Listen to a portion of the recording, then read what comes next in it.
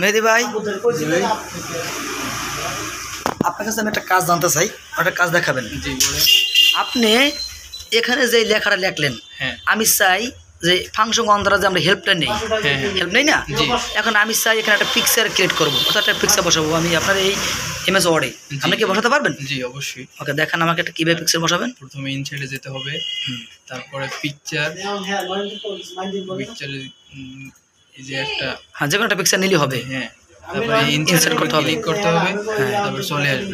তারপরে এটা ছোট বড় যা প্রয়োজন হয় সার্চ করে নেবেন। ওকে, বুঝতে গেল।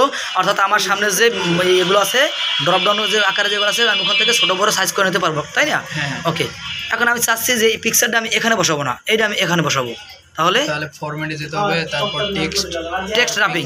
আচ্ছা, আগে কথা গেছি আমরা ফরম্যাট থেকে আছে, আমার কথা টেক্সট রাপিং ক্লিক করছি ড্রপ ডাউনে। এখন আমরা কি করবো, কি করলে পিক্সেল আড়াচাড়া করা যাবে?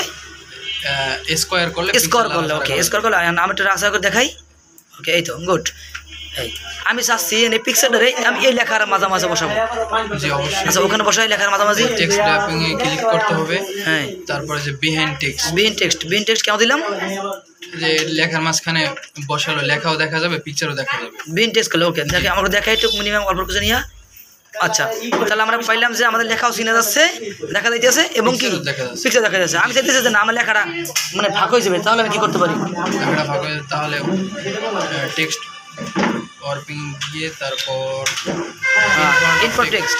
এখন আমার লেখা দেখা যাচ্ছে না। ওকে, কিন্তু আমি চাচ্ছি যে লেখা দেখাইবে, অর্থাৎ আমার পিকচার বসবে, লেখাটা কাটতে যাবে, তাহলে আমি কি করবো? তাহলে আমরা করবো যে কোনটা, এই যে বিন টেক্সটে আমার দেখা যাচ্ছে না, আমার লেখাটা ফাইটে যেতে হবে, স্কোর। ওকে, স্কোর করলাম, এখন আমার লেখাটা কাটতে গেছে, কিন্তু আমার পিকচার বসাতে পারছি নাকি? তাহলে এটা আমরা ফুল শিখতে পারছি কিনা? জি। ওকে, ধন্যবাদ।